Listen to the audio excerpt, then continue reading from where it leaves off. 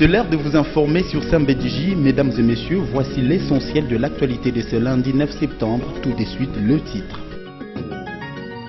Ce lundi est la date butoir pour la reprise des négociations entre le gouvernement congolais et le M23, tel qu'arrêté par le chef d'État de la CIRGL au dernier sommet de Kampala. Ces derniers rangs des négociations doivent aboutir à la signature d'un accord de paix entre les deux parties dans 14 jours.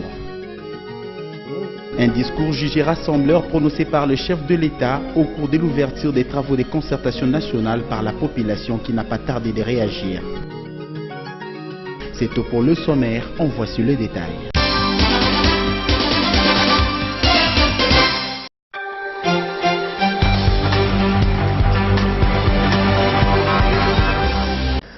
C'est aujourd'hui, lundi 9 septembre, que le gouvernement congolais et le M23 doivent se retrouver à Kampala pour la reprise des négociations, telle que recommandée par le chef d'État des Grands Lacs lors du dernier sommet de la CIRGL à Kampala.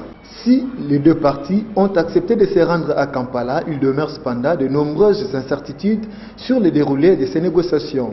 En effet, l'avion de la délégation congolaise n'arrivera qu'en fin de journée ce lundi à Kampala. Il y a donc trop peu de chances que les discussions débutent dès aujourd'hui.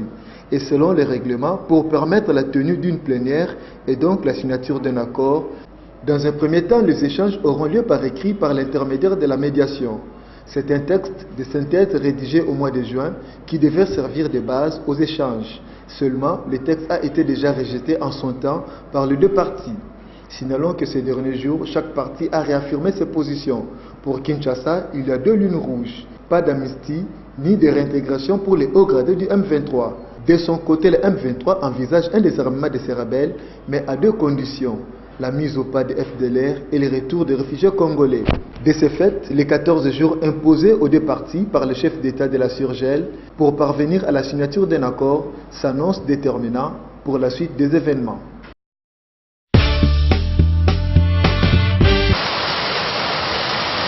La Troïka stratégique salue une fois de plus la qualité de partenariat entre le banque commerciale et le gouvernement dans l'opération de bancarisation de paye des fonctionnaires de l'État.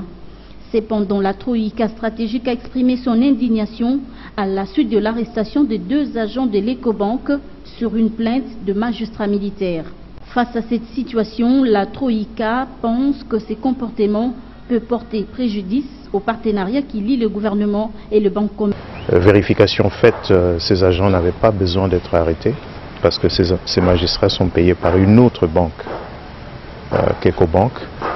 Et nous pensons que ça, c'est des comportements qui peuvent porter préjudice au partenariat qui nous relie aux banques commerciales.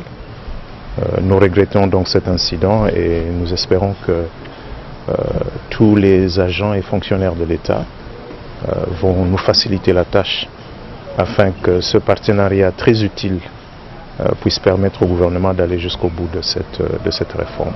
Sur un autre chapitre, le contrat qui avait été conclu entre AIFES et le gouvernement congolais étant arrivé à son terme.